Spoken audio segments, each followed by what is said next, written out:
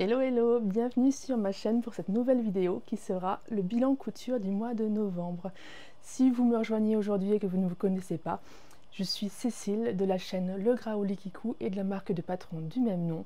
Vous me retrouvez aussi sur Instagram et bien entendu, je vais vous mettre le lien vers mon site internet dans la barre de description. N'oubliez pas, si cette vidéo vous plaît, de vous abonner, de me mettre un petit pouce bleu et un commentaire comme d'habitude. Donc, je vais commencer ce bilan couture du mois de novembre par un modèle que je vous ai présenté la semaine dernière dans les achats que j'avais fait au CSF. Donc, au CSF, j'avais acheté chez Maison Poulette, j'avais acheté un kit d'outils qui est juste merveilleux et j'avais acheté la box Marsillo. Donc, hop, la box Marsillo était présentée avec ce modèle-là de blouse, qui est très très simple et dans un tissu viscose, celui-ci. Donc, j'étais ravie de commencer cette cousette. Comme vous pouvez le constater, cette cousette n'est pas terminée et je ne la terminerai pas. J'ai tout réalisé, j'étais contente de rentrer pile dans le tableau des tailles de ce modèle. J'étais vraiment pile au niveau poitrine, taille, hanche et tout. J'étais pile dans le tableau des tailles. Donc je me suis dit super, j'y vais, j'ai pris mon 42 et j'ai suivi toutes les étapes à la lettre. Donc les fronces, elle présente des petites fronces sur le devant ici, au niveau de l'épaule déportée, on a des fronces. Le reste est très simple, on a une encolure un peu en V qui revient avec une parmenture. Il y a une parmenture sur le dos et sur les devants, des manches classiques, hein. Et donc j'ai monté mon dos, mes devants, j'ai fait mes fronces, j'ai fait mes manches, j'ai monté mes manches, monté mes parmentures et j'ai fait le premier essayage. Et ben à l'essayage, gros problème de taille, enfin pas de taille, je sais pas si c'est... j'ai pris la bonne taille dans le tableau des tailles, donc normalement ça devrait aller. Et là, au niveau de la manche est tirée vers le devant. Il manque de la carrure devant. Et en fait, j'ai la manche qui déborde de 5-6 cm sur la poitrine. Vraiment, on a l'impression qu'au niveau, qu'il y a un souci de patronage, que la carrure est trop courte. Donc j'ai tout vérifié mon patron, hein, j'ai vraiment tout vérifié pour voir si j'avais pas fait de bêtises. Donc je n'ai pas eu d'autres retours sur ce patron. Si vous l'avez testé, n'hésitez pas à me dire si vous avez rencontré ce même problème. Je me suis dit, est-ce que j'ai monté mes manches à l'envers et que du coup... non, j'ai vérifié, tout est bien monté, tout est à l'endroit. J'ai vérifié mon décalcage. J'étais sur le bon décalcage, sur la bonne taille, sur les bonnes lignes. Et la carrure devant, il manque quasiment 10 cm. Donc... j'ai cherché un petit peu comment je pouvais la sauver parce que c'était un tissu que j'aimais bien. Je m'étais dit je vais rajouter devant une patte de boutonnage, mais ça ferait affreux. En fait, je vous la montrerai portée avec des épingles pour vous montrer. Ça ferait vraiment pas joli.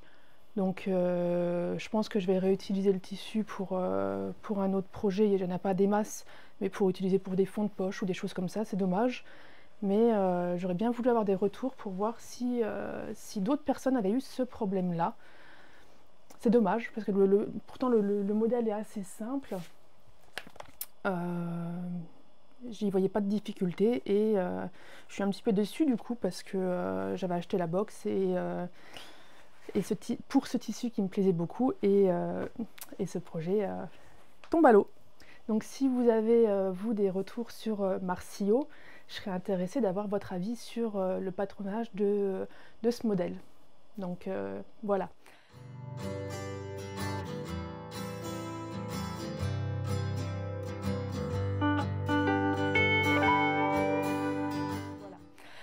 Après, donc je reviens début novembre. Début novembre, j'ai réalisé un nouveau manteau Gentleman.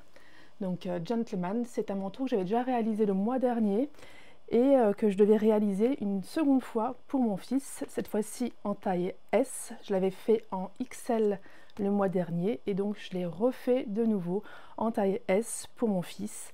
Je ne l'ai pas sur moi puisque je lui ai déjà donné, il n'habite plus ici, donc je lui ai déjà donné. Et je vais vous mettre quelques petites photos pour vous montrer le modèle porté. Le tissu, c'est un lainage 95% laine, 5% de cachemire qui vient de chez Tissu Actif.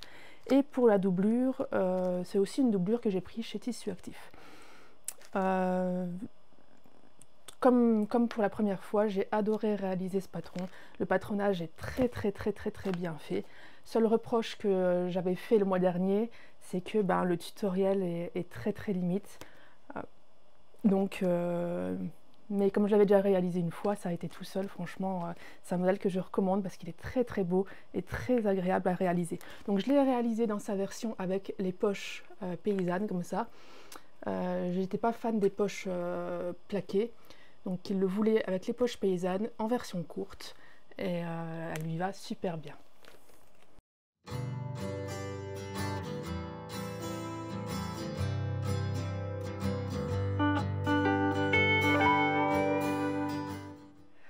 Ensuite, je suis sur un patron de chez Majam. J'avais envie de me faire un petit pull. J'avais acheté chez Dressenstoffen du jersey côtelé. Et donc j'étais dans l'idée de me faire un petit pull tout simple. Et chez Majam, j'avais acheté il y a quelques temps le patron Bianca. Donc Bianca qui est un patron très simple avec des épaules un petit peu tombantes, un petit peu plus longues et une patte de boutonnage sur le côté. Donc voici ma version de Bianca. Donc c'est un velours, pas un velours, un jersey côtelé qui vient de chez Dressenstoffen en couleur taupe. Donc on a cette fameuse patte de boutonnage sur l'épaule, c'est une fausse patte de boutonnage. Les boutons, c'est des boutons de récup que j'avais achetés dans une espèce de friperie, donc, ou chez Emmaüs, je ne sais plus, je les avais récupérés. Ils matchent super bien avec, franchement j'étais contente.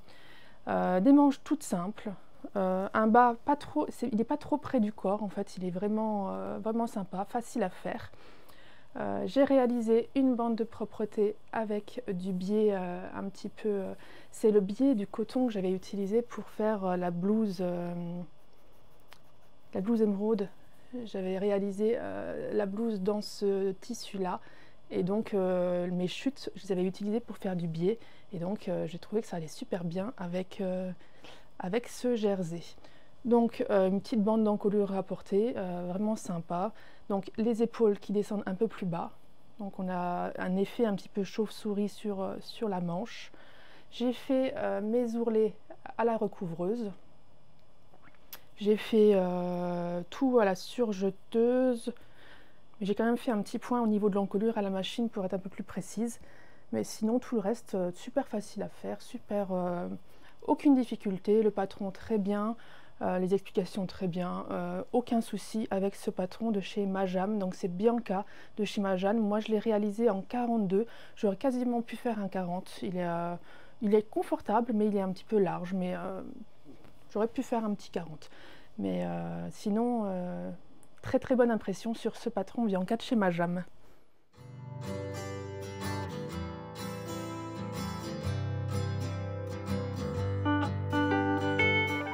Et pour finir, j'ai réalisé un patron de chez Jolilab. Donc c'est un patron, je ne sais pas s'il est déjà en vente sur le site. C'est la veste Harper. Hop, je vous la montre. C'est un espèce de bombers, mais très chaud. Donc c'est le modèle Harper de chez Jolilab. C'est un tissu que j'avais acheté, c'est un jersey matelassé que j'ai acheté chez Dressenstoffen. Et à l'intérieur, j'ai mis le reste de moumoute qui me restait du gilet Sweetie de Craftin. Donc ça fait un intérieur super chaud, ça fait vraiment une veste super chaude. Au niveau des caractéristiques, donc on a des manches raglan, un petit col style bombers. On a à l'intérieur un zip caché par une patte de boutonnage. En bas, on a un bas élastiqué. Donc moi j'ai rajouté, il est en option, la patte de boutonnage avec les boutons sont en option. On peut très bien avoir que la fermeture éclair. Au niveau des manches, on a deux petits plis sur le bas des manches pour rattraper la largeur qui reste un petit peu bouffant. On a deux poches, hop, des poches paysannes. Donc j'ai réalisé une partie en doublure, une partie en tissu classique. Le dos est coupé au pli, ça fait une économie de tissu. Et donc à l'intérieur, je vais vous montrer dedans, vous avez une partie. Moi j'ai fait une partie de la doublure, je vais l'ouvrir entièrement, ça va être plus simple. Donc la pamanture qui est en tissu extérieur, vous avez la doublure sur le devant et vous avez la partie super chaude au niveau du dos pour tenir vraiment chaud, chaud, chaud. C'est un tissu de chez Craftine qui tient extrêmement chaud. Voilà pour ce modèle. Je l'aime beaucoup, il est super confortable, super agréable. Il est très facile à coudre, franchement les explications sont bien faites, tout est bien fait, tout est bien... Il n'y a aucun souci avec le patron.